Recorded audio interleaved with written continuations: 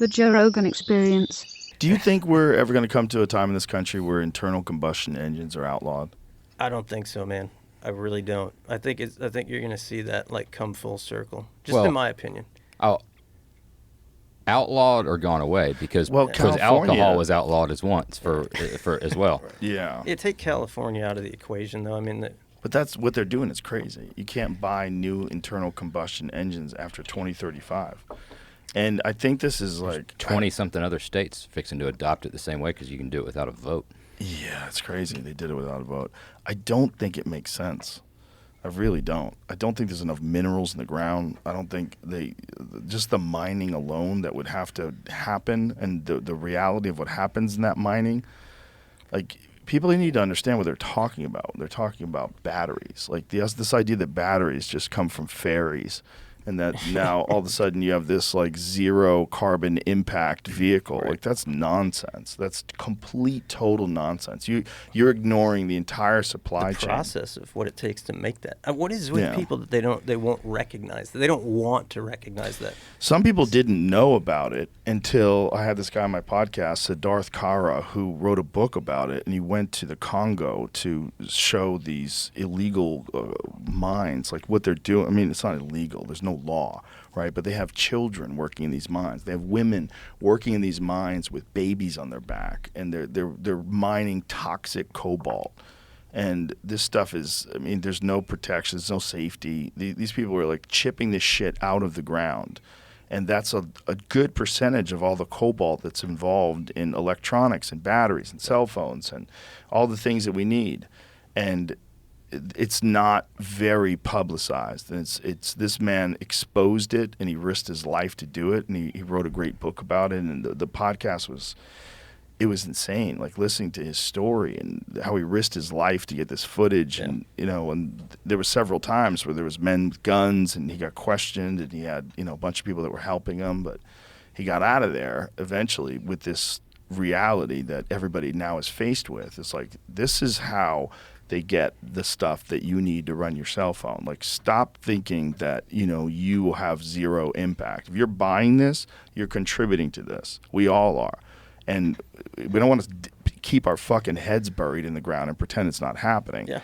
And to say that, like, everything has to be electronic, like, slow down. Like, where is this coming from? Who's making it? What are the conditions like in the places where these people have to put your phone together? What are the conditions like? Yeah. Do you know? Dude. I mean, Foxconn has nets around the building because people were jumping off. What? Yeah, where they make iPhones. They put nets around the building because so many people are committing suicide. They run right out the windows. They're working constantly. They work constantly. They sleep there.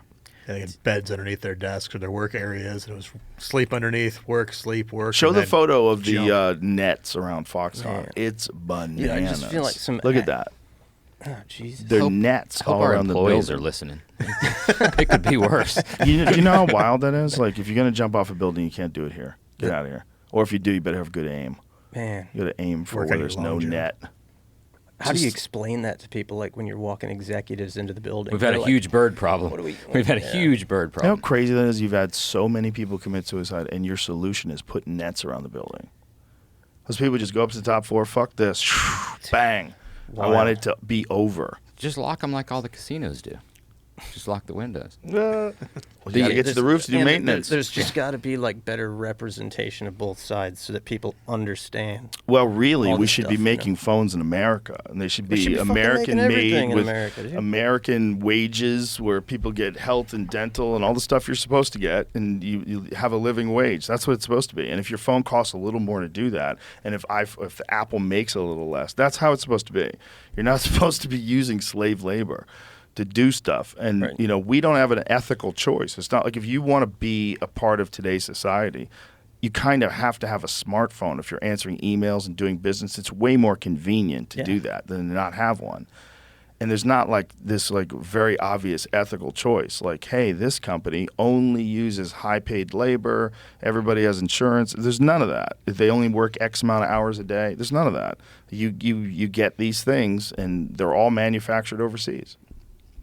Is it 2030 is the year? Is that what California's law is? I think it's 2035. Yeah.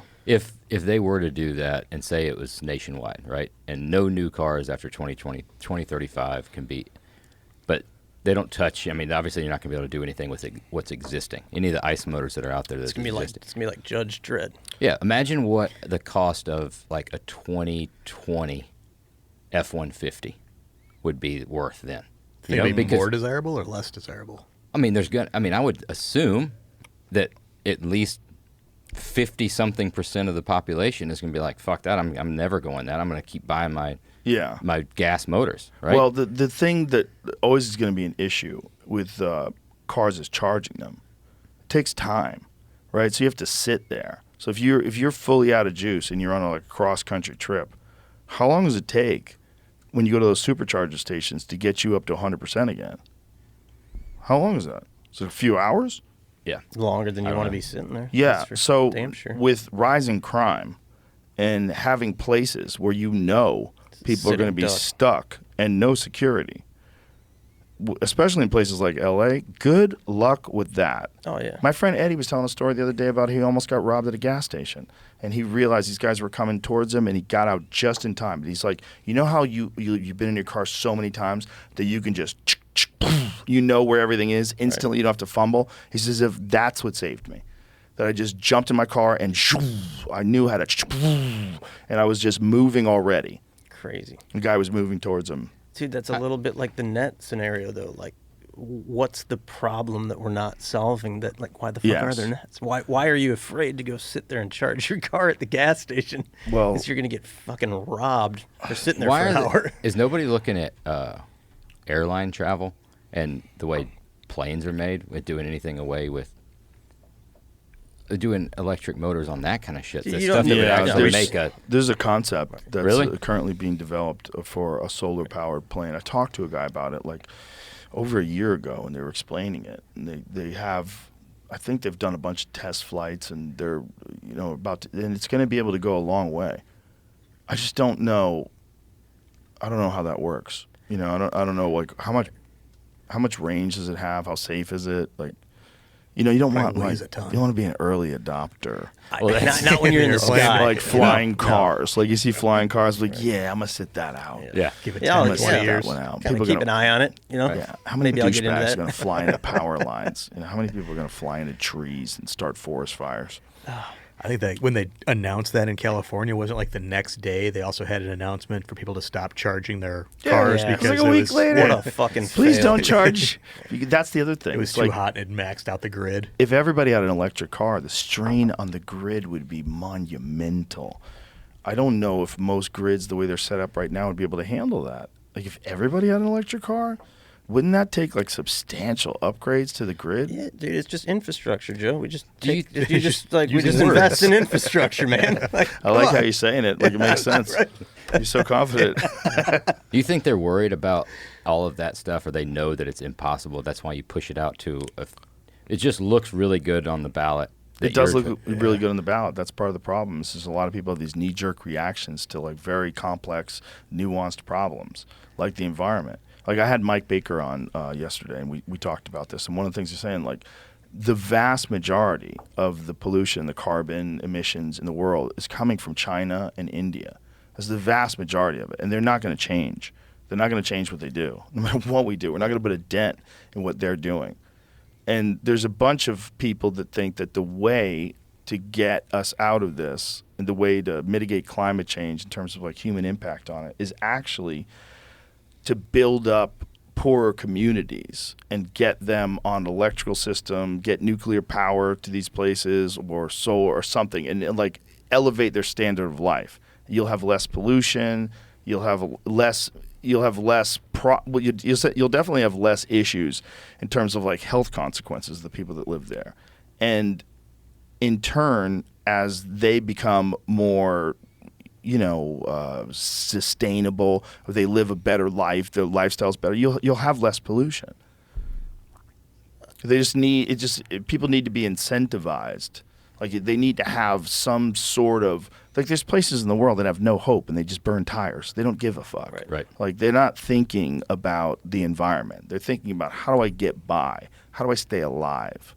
Back to your point on making stuff here. I don't know the numbers, but I'm wondering if you were to say in 10 years we're requiring 90% of every single thing we use to be made in the USA, right? So you cut out all that air freight and all that freight line, all the shipping. The shipping is huge. And everybody wants to talk about providing jobs. If we take all that shit, what does that do for the carbon footprint? If we're not shipping all those freighters, and we're building that shit here. I've Probably was Googled a it. If huge you Google impact. that, and granted, this is just me like looking at Google, doing Google research, but Right. look It at what sounds a legit. container ship uses in fuel consumption. It's fucking insane. It's like the equivalent of like every single vehicle in the United States, like in annually, like just back and forth. It seems It's like nuts, a dude. It's huge nuts. dent you would put in it by us making this shit here and using it here. That would be a big dent. That would be massive. That's obviously a long-term project, unfortunately. When manufacturing really kind of like got out of the United States, when they started shipping and building cars overseas and ruined Detroit. I mean, Detroit just fell apart. That Roger and Me movie, you guys ever see that? Never seen. No, never heard of it. You never heard of it? Mm-mm. It's, what the fuck's his name? Jamie. Michael Moore, that guy. It's a great documentary, and it's about Flint, Michigan. It's about right after they closed all the plants down, and everybody just had nothing. They had nothing to do, and just like the city collapsed. And all that happened because they wanted to make shit cheaper. Yeah. They wanted to pay people less, and it's more profitable for them to have their manufacturing plants in other countries. Dude, it's nuts. That was the one song for Whitey the other day. Yeah. You know Whitey Morgan, country song. Yeah, I've heard the name. He was on the podcast, and he did a local show and stuff like that. He's from Flint, and okay. his dad and granddad worked in the auto, and he has a song, and he was All telling about it. Yeah, we were talking to him about like Michigan. It came up because we go to shows in Michigan, and Michigan's got a very like southern redneck pocket, right? It's weird because of how north it is, and he talked about all the people from the South moved up there for all these auto jobs and all the wages, right? And it's that area. But he talked about the same thing. When they shut it down, I mean, it just killed that specifically Flint. That's where he's from. It's a horrible story. And they did that because they wanted to make more money. Imagine knowing that you're going to just destroy thousands of people's lives, like instantly. Nuts. And you're like, I want to make more money. I'm not trying to put you on blast. I really want to know on a normal. Let's see where this is going. On a normal. I like how the kids say that these days. Put you on blast. Well, on a purchasing decision, when you're going to buy something, how does that weigh on you knowing that it's made in America? Well, I'd like to buy everything made in America if it was possible. I would like to buy everything made somewhere where people are paid fairly. Right? That's like what should be the normal ethical exchange for everything. If you go to a restaurant, you want to know that everyone's being taken care of and paid fairly. You go to buy a car from you guys. You want to pay you for your work. It's like it's a good exchange. That's what I like to think about. And the thing that bums me out is if you're buying something that is made by people that are essentially like slaves. Yeah. I mean, the people working in Fox, what options do they have? Like, what do they do? Is there an option to only work 8 hours a day? No, like it's probably not. It's probably insane. They're using young people to do it too. It's all fucking sketchy.